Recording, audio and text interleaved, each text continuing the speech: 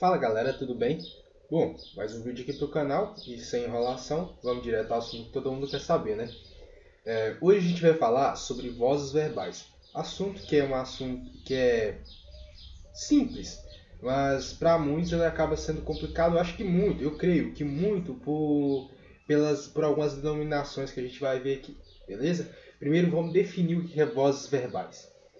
Vozes verbais é a forma assumida pelo verbo para indicar o sujeito gramatical, ou seja, aquele que está ali envolvido com a ação verbal, indicar se em relação a essa ação verbal, expressa pelo verbo, indicar se ele é agente ou paciente da ação. E é justamente aí que pega onde muitos erram. Bom, vamos entender aqui então para você não confundir. Agente é igual ao quê? Agente quer dizer que aquele sujeito ali ele vai praticar a ação verbal, aquela ação colocada pelo verbo.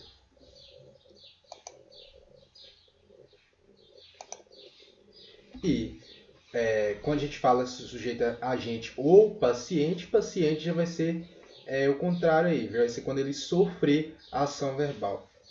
Então lembrei, agente pratica a ação verbal e o paciente sofre aquela ação. Beleza? Continuando, vamos falar sobre as vozes. Existem 3 vozes verbais aí. Primeira, a voz ativa. Temos a voz passiva e a voz reflexiva. Então anotem isso aí ou memorizem aí. O que é a voz ativa? A voz ativa está ligada com agente. Agente, aquele que pratica a ação verbal. Agente pratica, passiva sofre. Então ativa, agente, pratica. Ativa é quando o sujeito vai ser aquele que pratica, o agente, aquele que pratica a ação verbal. Vamos ver um exemplinho aqui. Ele feriu o Márcio. A gente tem o nosso verbo feriu. A gente vai ter que perguntar, para a gente saber, aquele esqueminha lá, para a gente saber quem é o sujeito da oração.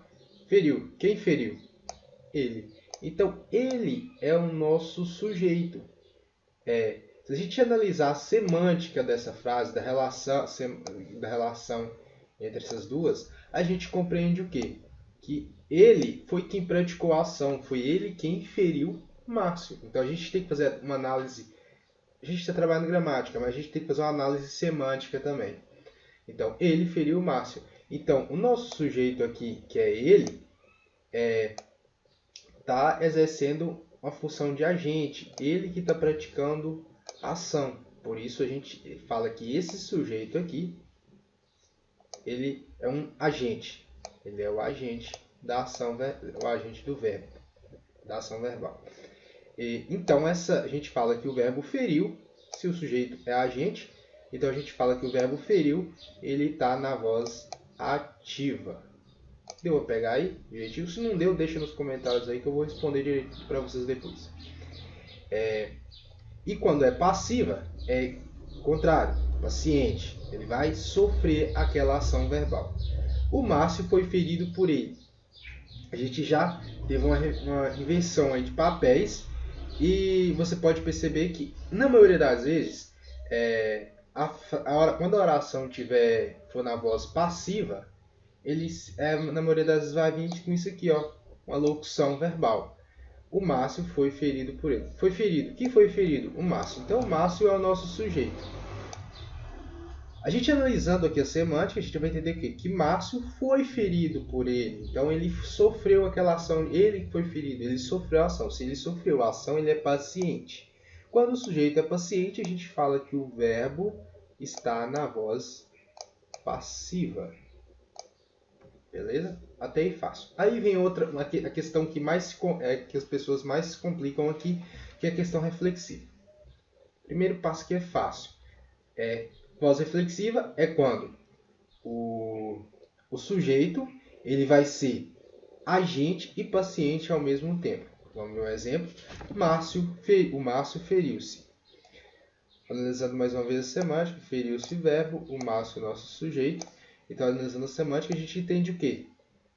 Vamos materializar aqui mesmo essa situação colocada aqui. O Márcio feriu-se. A gente pode entender que ao mesmo tempo um objeto ou uma coisa, qualquer coisa, ao mesmo tempo que ele ele causou o ferimento, foi ele também quem sofreu o ferimento. Por isso a gente fala que o sujeito ele é agente, porque está fazendo a ação ao mesmo tempo que ele está sofrendo aquela ação.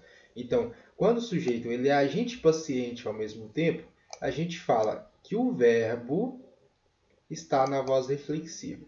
Então, conclusão, para a gente saber se o verbo está na voz passiva, ativa ou reflexiva, a gente tem que analisar se o sujeito ele é agente, paciente ou agente e paciente. Beleza? Entendido? Bora lá. O que causa confusão aqui na voz reflexiva? Aqui. É quando as pessoas confundem o emprego da voz reflexiva do verbo, ou seja, quando o sujeito é agente e paciente ao mesmo tempo, eles confundem isso com reciprocidade.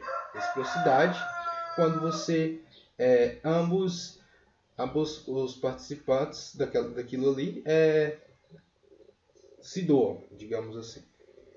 Bora lá, um exemplo aqui. Os rapazes feriram-se. A gente analisando a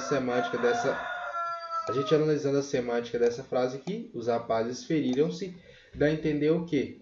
Que existiam ali mais de duas pessoas e ambos, um feriu o outro. Ou seja, um fez alguma coisa com o outro. Isso é reciprocidade, não é pós-reflexiva.